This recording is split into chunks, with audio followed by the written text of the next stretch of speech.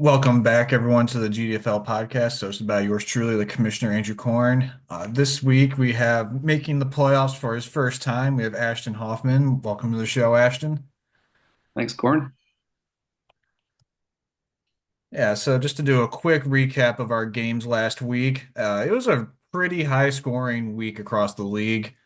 Starting at the top of my matchup, I beat Chaz 160 to 157. And And that I was was at, wild. yeah, wildly high scoring. After CD scored his touchdown in the first quarter, I was thinking, "Fuck, Chaz is gonna beat me. I did too. Stun's gonna beat Jake. I'm gonna fall to the three seed." I know. For a brief moment, I thought that as well. hmm Yeah. Luckily, I mean, I was at the Lions Packers game on Thursday, and I was rooting for my boy Monty, and then rooting against Jaden Reed, and Jaden Reed came up clutch with 0 points. So thank you, Jaden Reed, for helping me out there. You ended my season last year in the championship, and thanks for coming up clutch release for me this year. But it was a pretty fascinating week because so Mark and I both got wins, and then the three, four, five, six, and seven seeds all lost. So the playoff picture didn't change at all. Nope. To go through them all, so Trevor beat Beans 139 to 75. Beans team really wilted under the pressure of clinching a playoff spot. If he would have won that, he would have been in. But Trevor, I mean, Josh Allen set the modern fantasy record for most points by a QB in a single game, scoring 52 points. So it's going to be awfully hard to win when you have a quarterback dropping 52 in a game. Yep. So good job for you, Trevor. Jake beat you, Stun, 148 to 122. Yep.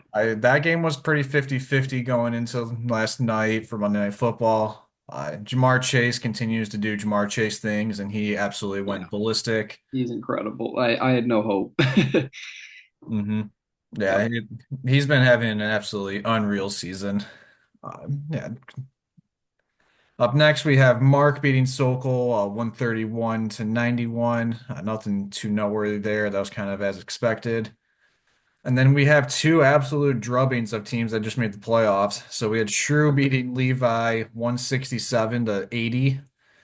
And then Logan just put up the third highest total in league history, beating Ryan 185, pretty much 186 to 90. Wow.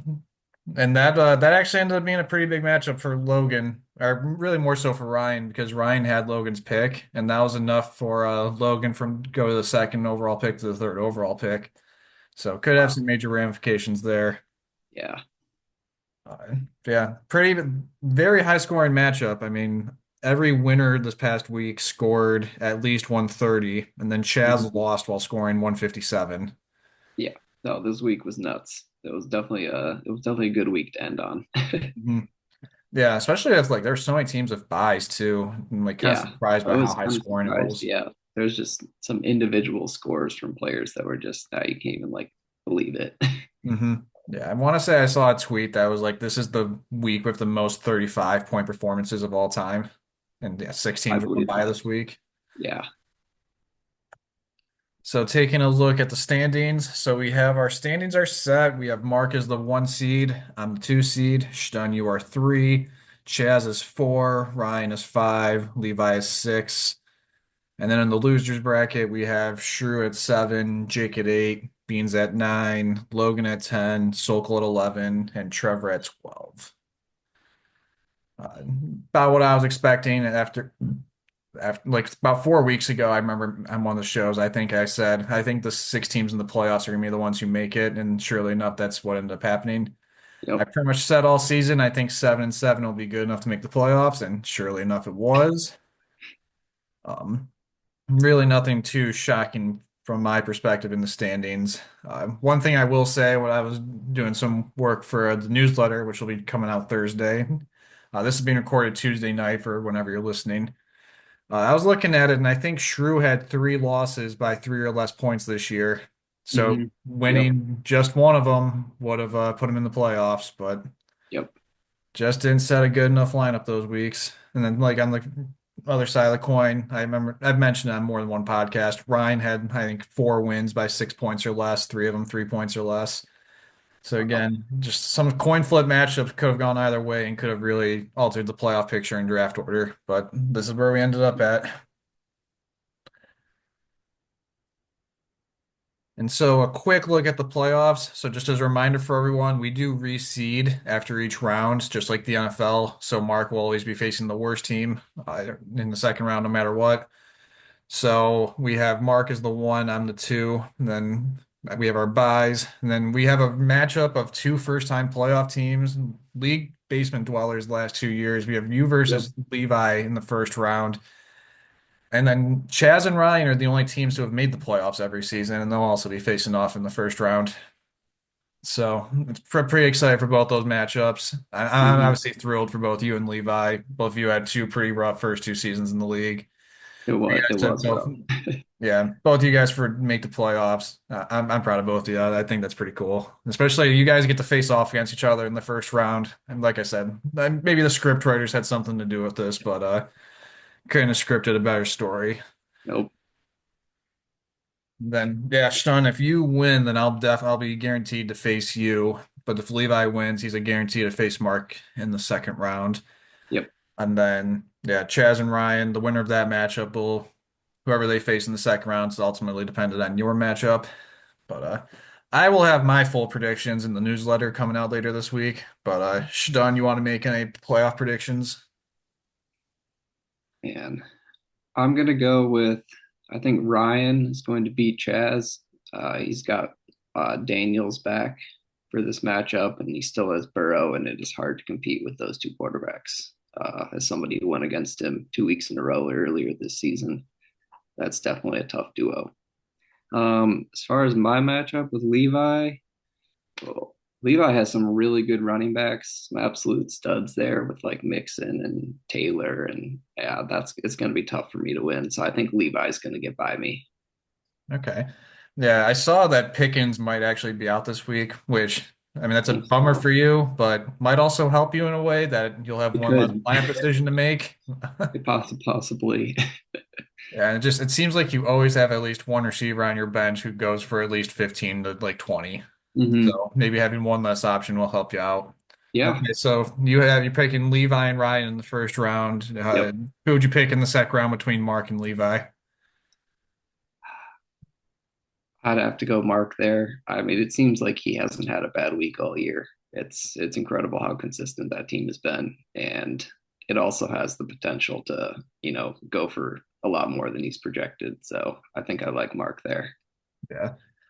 No disagreement there. I'd have to double check. It'll be coming out in the newsletter Thursday as well, but I'll be counting how many times every team's been in the top half. But like when I was like doing the research for it, it felt like Mark was top 3 to 4 in Yeah. scoring like the last like 9 or 10 weeks. He's Yep. been on a pretty insane run, and I really think he's only had like 1 or 2 weeks in the bottom half of scoring all season. Like you said, his team's been incredibly consistent. Going to be Yeah. a tough one to beat. Yep. Okay, so you have Mark advancing to the finals, and then you'd have me versus Ryan. Who would you pick in that matchup? Um, I think I'd have to go with you.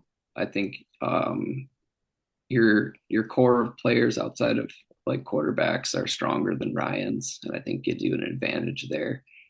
Even though his quarterbacks are incredible, I think the rest of your team is stronger for the most part. So I think I'd have to go with you.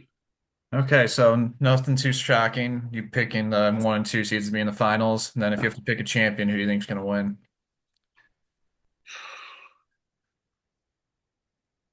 I'm gonna go with Corn. I think Oh, I Corn's don't like that. gonna I mean, I'm very win. cursed with picking teams to win, so don't spread that on to me. Yeah, I mean, I'm flattered. I before the season started, I think I had Mark as one in my power rankings, and I had myself as two. So Yep. I'm not too shocked that Yep. that's the eventual championship. Like I feel like that's something that a lot of people could have seen coming before the season started. Yep. It'd be a fun one, but really, like I think any team can go on a run at any point. Like we saw 2 years Definitely. ago, Oh, Logan was the definitely. sixth seed and was like Yeah. a very distant sixth as well. I don't think was he this. He might. I think he was the sixth seed. Yeah, I If think he so. wasn't the sixth seed, he was sixth in scoring by a pretty distant Yeah. amount. But Yeah. his team caught lightning in a bottle, and then also Yep. benefited from Trevor's team just absolutely imploding in his matchup against Jake that year. It's all a crapshoot. You just have to get in, and Yeah, once you get yeah, in, anyone can win. yeah. No, I think all of these teams have what it takes. They definitely all do. Hmm. Yep. Yeah, and then not going to focus too much on the losers bracket. I do have it posted up here though. After in the other league, when CJ was like, "Oh, good luck to everyone in the championship too," and it was just like that made me laugh, and so I was like, Yeah. you know, what, for shits and giggles, I'll put it in here as well. We got Beans and Jake facing off, and then we got Shrew and Logan facing off, and Yep. then Sokol and Trevor both have buys. And again, and this is a one where the loser advances, not the winner. Yep. So. I would be shocked if Sokol's not the one who comes in last personally, just with how he sold off all of his players, but you never know. And then a quick look at the draft order. So with the first overall pick, Trevor is officially on the clock for the 2025 rookie draft, which will be happening in like 9 months. So you've got plenty of time to prepare, even though he's been on the record for saying he's taking Ashton for quite a while now. Yeah. I think And that's what then, I do as well. mhm. Yeah, then we have Sokol with the second overall pick. We have Ryan with the third overall pick. We've got Beans, who has both picks 4 and 5, and then Shrew has the sixth overall pick. And so those are all locked in place. Uh, one thing I will note is I really like this for Beans. I think his team was coming on really strong at the end of the year. He It just had a was. shit ton of buys last week, so it was kind of Hit an some uphill big battle for him to scores. get Yeah, he hit in. some big scores at the end. Yeah, he did. But yeah, him having the fourth and fifth picks, I think Beans is going to be set up pretty well for next season and moving forward. So just Yeah. want to give Beans a shout out. Shrew is picking sixth again for the second straight year, and I think he picked fifth in year one. He's just been pretty consistently in seventh and eighth. Only teams that have never made the playoffs. Maybe one year he'll break through, but it's not going to be this year. And then yeah, the playoff draft order is still to be seen. We do know that the seventh or eighth pick will go to either Trevor, Ryan, or Sokol for seven, or eighth will be Ryan, Sokol, or Ashton, all Yep. depending on how the matchups fall out this week. Yeah. Uh, Continue to update this as we go, but yeah, really good week for if you're Sokol, really good week if you're Beans with the way the draft picks have ended up. So that's what I have there. And then, so this is the segment of this show. We're going to do some like 2024 regular season fantasy awards. Uh, I tried to mimic it off like what the NFL awards are, and I pretty much just did it based off of points per game with a few exceptions. So for MVP, I have anointed Lamar Jackson as MVP, and then Josh Allen is the runner-up for MVP.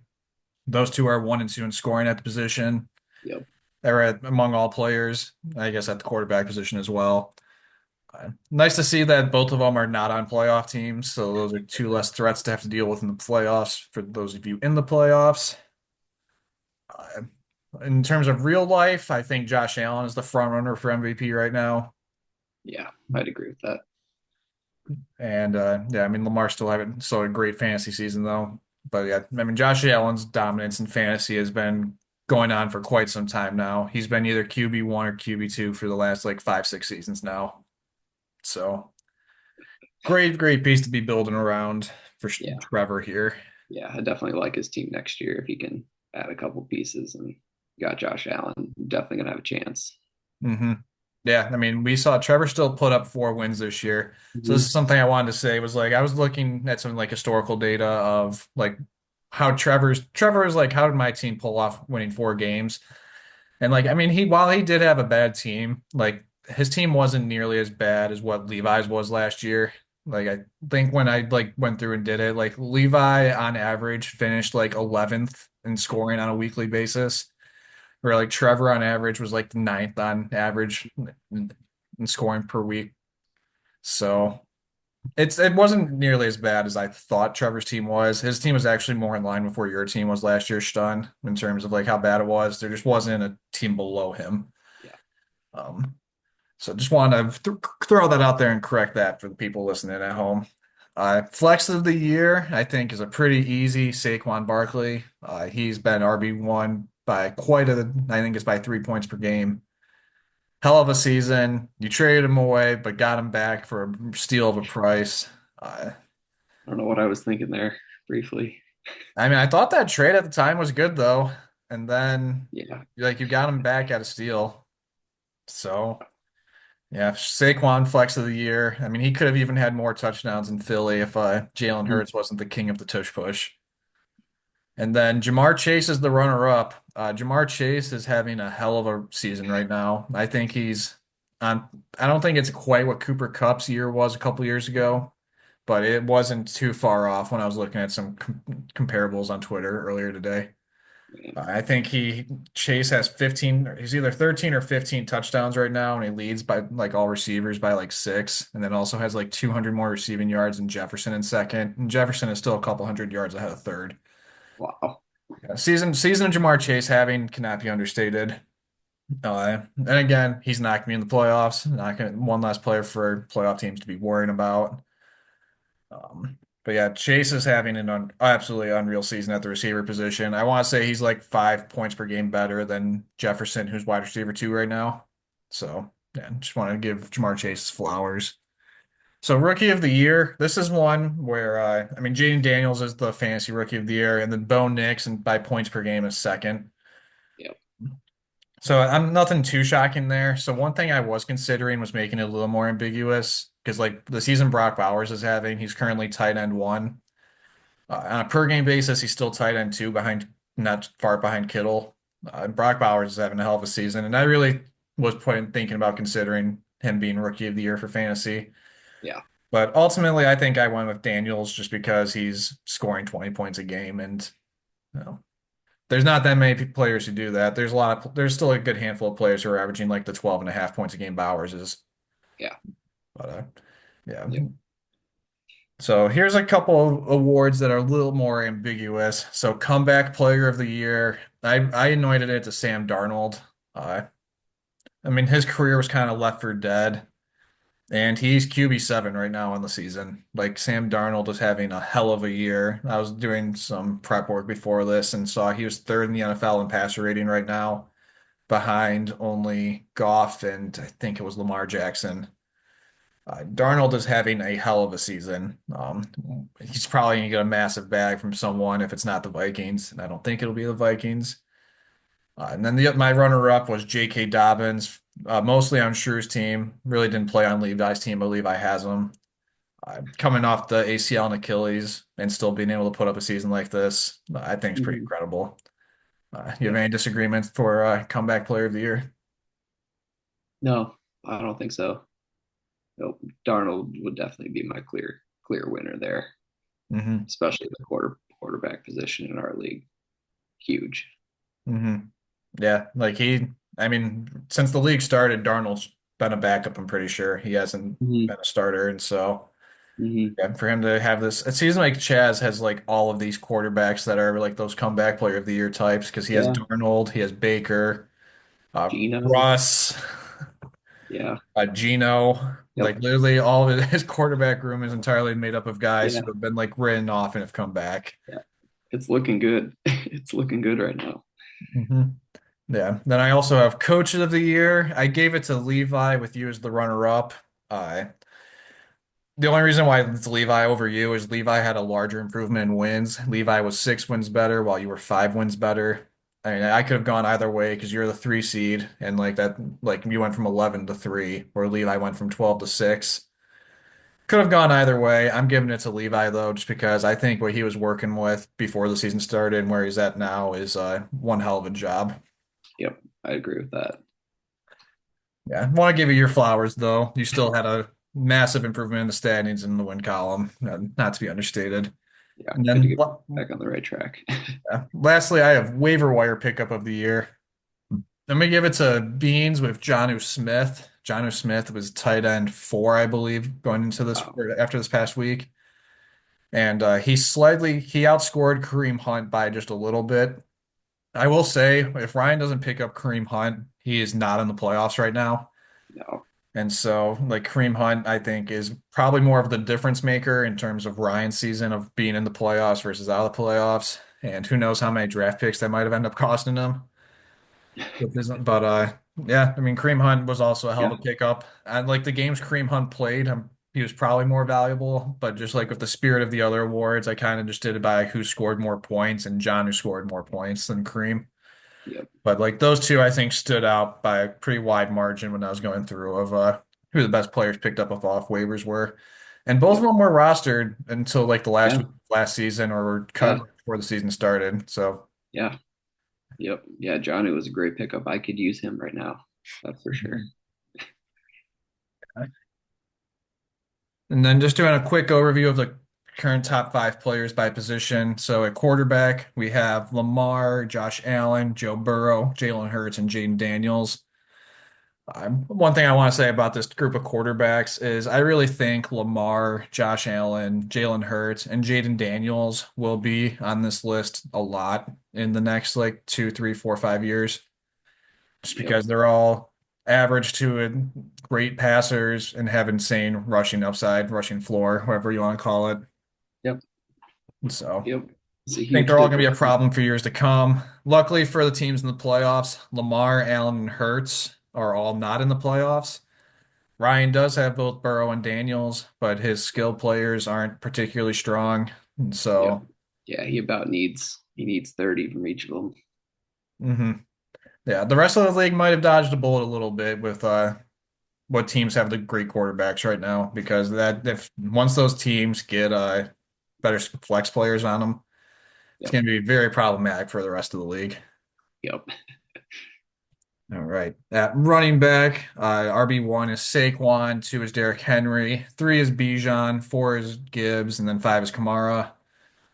And so with this position, again, a lot of these guys aren't necessarily playoff. I guess, okay, so I'm going to start with Mark having both Henry and Gibbs is Yeah. insane. He has two top five running backs. I do appreciate that both Bijan and Kamara are not on playoff teams. Um, Bijan's having a hell of a season. I don't think it's been talked about enough, and I think a lot of that's the Falcons don't play on national media or Mhm. haven't been had any nationally televised games in quite a while now. Mhm. Yep. But yeah, Bijan has like pretty quietly been putting up like 20 almost every single game this year. So I want to give Bijan some flowers. Not shouldn't be unexpected that I mean he was the 101 last year. But yeah, Saquon and Derrick Henry being one and two. I was a little surprised, but just because I was wondering, like, Hmm. okay, how Swift was used last year. Is Saquon really going to be able to put up that many points? I'm very wrong on that. Um, Saquon had a hell of a fucking season for the Eagles and continuing having a hell of a season. I think he's at 1,600 rushing yards right now, and Henry's at 1,300. Third place is at about 1,000. Yeah, those guys are leading by a wide margin. Yeah. Derrick Henry on the Ravens, I like in terms of real life, I really like the fit, and he's just like racking up touchdowns too. And he doesn't do any pass catching, but doesn't matter. He's just He's continuing to so be in beast consistent. mode. Yeah, he's so consistent. Hmm. Never has a bad week. Nope. Yeah, and just like looking at like the quarterback and running back positions, like none of these names surprise me at all in the top five. I feel like you could have like in going in the season been like, yeah, if those guys are in the top five. I believe it. And then moving on to receiver, I feel like is the same way. The top four receivers right now are Jamar Chase, Justin Jefferson, Amon-Ra St. Brown, and CeeDee Lamb. I Yep. think in every redraft league, other than Tyreek Hill, those were the first four receivers drafted. Yep. And also probably in like if you look at dynasty rankings or the top four receivers on dynasty rankings. So zero surprise that it's those four. One of a bit of a surprise is Terry McLaurin is currently wide receiver five. I guess having a better quarterback than he's ever had in his career does wonders. Yeah. Guess the talent was always there. He just needed a quarterback to unleash it. So yeah, good for Yeah. Terry McLaurin. Yep. Yeah. Glad it happened before he got too old. He's definitely getting up there. I think he's like 29 or 30 by now. Who? McLaurin? Yeah. Yeah, Better late than never. he's 29 right now. But yeah, I mean Yeah. he's pretty much been like a mid Hmm. wide receiver, like mid-range wide receiver too, like his Yep. entire career. So it's awesome to see that him finally like having Oh like yeah. I don't really want to call it a breakout because he's 29 and like he's Yeah, always been good, but like just finally having needed like the that production to quarterback. match the Yeah. talent. Yep. And then at tight end, so right now Brock Bowers is tight end one, Kittle is tight end two, McBride is tight end three, Jonnu Smith is tight end four, and Travis Kelce is tight end five. And really the only name there that surprises me is Jonnu. Um, Never would have seen that coming, especially with them having both Tyreek and Waddle and Achane all catching passes that Jonnu was fed enough to be tight end four. Yeah. And also Trey McBride doesn't have a receiving touchdown this year, and he's currently tight That's end three. I don't understand that stat. That's just crazy. Yeah, I mean he's just racking up catches and yards like crazy. Yeah. I mean like, he's Kyler's guy and has been for 2 years now. Yeah, like just like looking at the tight end landscape as a whole, like Brock Bowers and Trey McBride, I think are by far the most valuable and best tight ends in the league right now in terms of like dynasty value. Kittle and Kelsey are still around, hanging around, still have their value and their worth, but Yep. Brock Bowers and Trey McBride both kind of look like gold right now with the way they've Yeah. produced this year. Yeah. You could see those guys on that list for like the next decade or something Hmm. for sure. Yeah, especially if the way Bowers has looked, which it's kind of funny because Shrew wasn't gonna take Bowers if he was there. He wanted Roma Dunze, just happened to have to take Bowers instead, and probably even happier. Hmm. It's just like funny how that works out sometimes. And then, so then we're also going to take a look at bust by position. So some of you might want to cover your ears because some of you have a lot of players on here. At the quarterback position, I have CJ Stroud. He's only averaging 13.9 points per game right now. He's just not having a good fantasy season. I don't, however you want to slice it. Anthony Richardson, Dak Prescott, Deshaun Watson, and Kirk Cousins. Uh, Most of these, I'm not too shocked that Watson was going to have a bad year. I mean, he was awful the last 2 years, so for him to come back and be awful again was no surprise.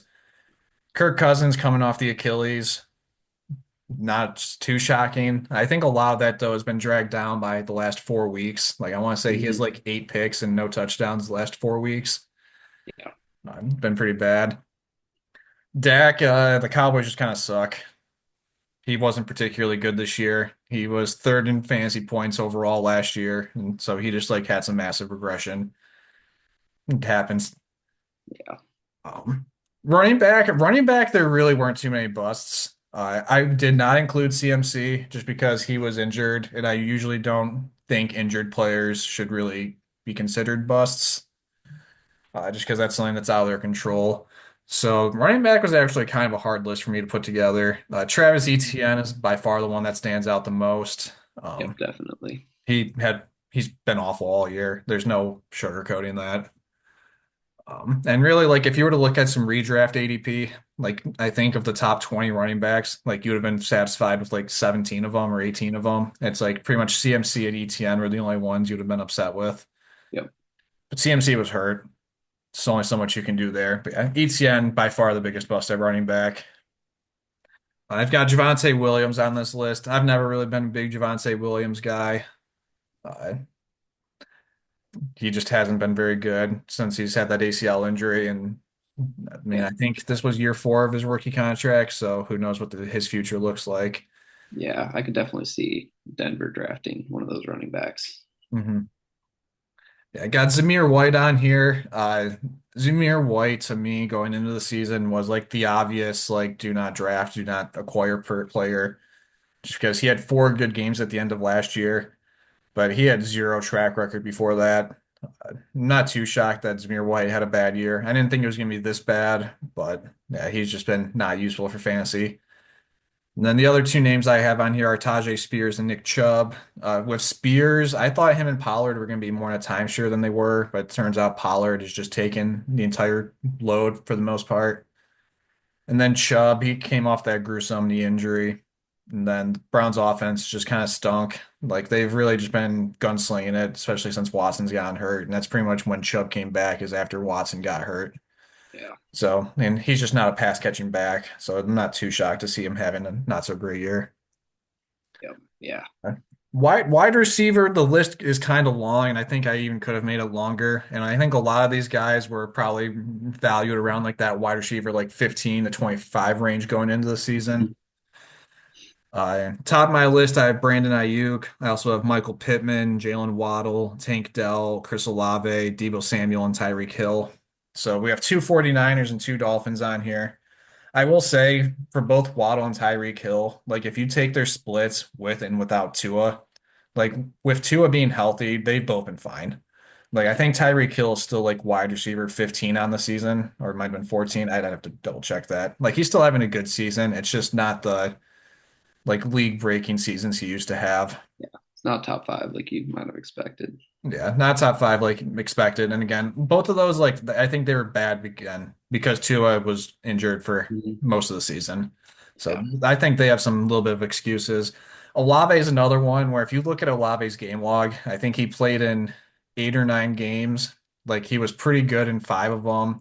yeah, 2 of them he wasn't very good, and then there's 2 of them where he only played like 3 snaps. And yeah, so, like his average, I think is a little deflated. I think yeah. Olave's been a bit better than what his score is. But the ones that like really stand out to me, Ayuk was having a pretty miserable season before he tore his ACL.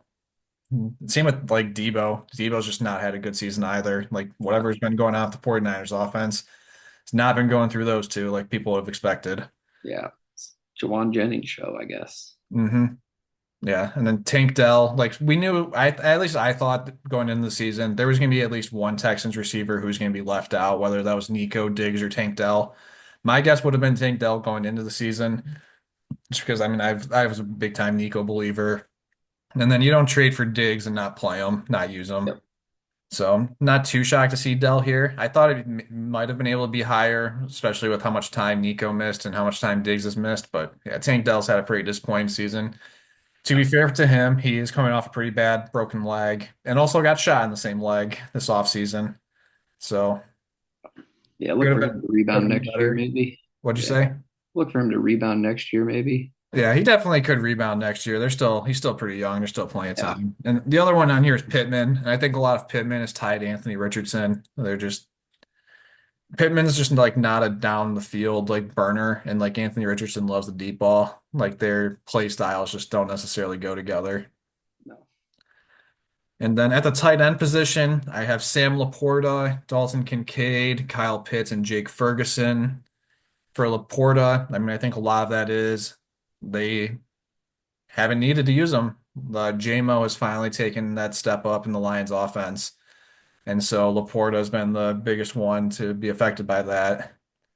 Uh, really not much to say there. He's still having like a okay season, but he was valued as the best tight end in the league going into the year. And like Kittle's averaging twice as many points. Bowers has 5 more points per game. McBride has Mhm. like 4 or 5 more points per game. Yep. Laporta's still a good tight end, like still a good tight end for the Lions. He's just might not be like the fantasy tight end one like people might have expected him to be. Yep. Then Kincaid, I really don't know how he's not doing better, just because like feels like Buffalo doesn't have any weapons. Feel like his season could have been better. Yeah, that one surprised me. Uh, I have Kyle Pitts on here. I know that's your tight end. Yeah, I think I'm gonna start him. So yeah, Kyle Pitts. You don't Yeah. don't have much of a choice. Yeah. I was seeing some people on Twitter making fun of him today. They were like really it was like him being taken over Jamar Chase, which in hindsight that is incredibly laughable. Like why was that ever under consideration? Yeah. I think And then I he's also have Jake Ferguson on here. I don't think he was as hyped up as the guys above him, but he's still not having a great year. Like all these guys I have listed have really having tight end two type seasons yeah. when people are kind of expecting them to be tight end ones. But I'm not too shocked on Ferguson. Like I've kind of always thought he's a good player, but he's nothing special. Like he's just kind of like a Hunter Henry type.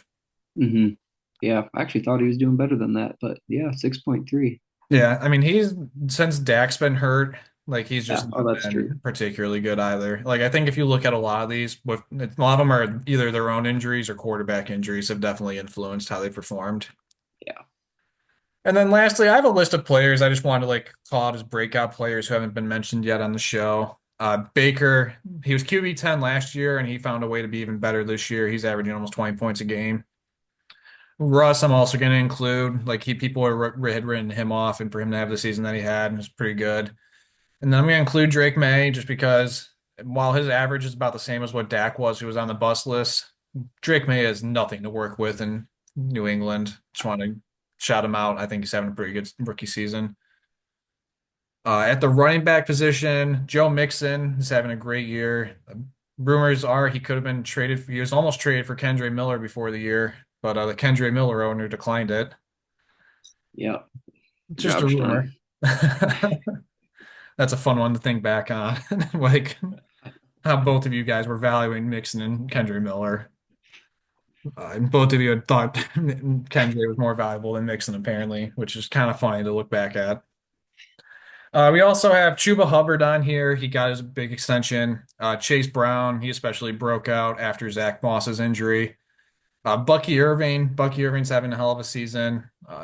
Great pick by Trevor. And then Tyrone Tracy's also having a pretty good season. But Yeah. yeah, like of these running backs, the one I'm most impressed by is Bucky Irving. Like every time I look at like any stats, like any chart, it seems like he is like close to being off the chart. He's having a hell of a season. Yep. Some receivers, we mentioned Juwan Jennings briefly. Juwan Jennings is having a great season.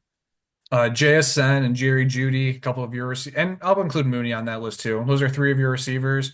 Yep. JSN's wide receiver 6 right now. Judy's wide receiver 10 and fourth in the league in passing yards or receiving yards. And then Darnell Mooney's currently wide receiver 13. Those are three guys who have been very instrumental for your resurgence this season. Like all three of them seem to be popping off fairly frequently, Yep. and are all having wide receiver one-esque seasons right now. Two more I wanted to shout out are Cortland Sutton and Josh Downs on Beans' team. They're both having good breakout years. I guess Sutton's 29 also, but both having great years. And then Alan Lazard was also having a pretty good year before he got Hmm. hurt. And then I think he's either came back last week or he's supposed to come back this week. Don't expect that to continue with Devontae Adams being in New York now, but Lazard is also having some pretty good weeks. And then lastly, I have tight end. Tucker Kraft had a bit of a breakout after people Yeah. thought he would have been behind Luke Musgrave. Yeah. K. That Dot, was a good pickup by Shrew there, Tucker Craft. yeah, Tucker Kraft is a good pickup. And Yep. Ertz was also picked up off of waivers before the season Hmm. started by Ryan. That was another pretty good Yep. pickup. Ertz has actually been the better tight end than Laporta. And then I also have Cade Otton on here. Cade Otton was having a hell of a season. Uh, really since like Godwin and Evans both missed time. Cade Otton really stepped up and has put together a pretty nice season. And with that, we are at about a minute left here, Stun. Yep. Thank you for joining the show. I feel like I did a lot of talking for a lot of these awards, but do you have any like final thoughts or any players you want to shout out? Any shit you want to talk about your matchup coming up? Oh man. Not too much. Just good luck to everybody in the playoffs. It's going to be wild. That's for sure. Thanks for having me. Yeah, well, thanks for joining me. I always Of appreciate course. it's always nice when people reach out to me about joining the podcast and versus me having to reach out. So I appreciate you joining. Of course. Uh, Everyone listening, thank you for listening. Like and subscribe. I'm like a YouTuber now, kind of. Love you all. Hope you all have a great rest of your week. Go Lions, and I will see you all later.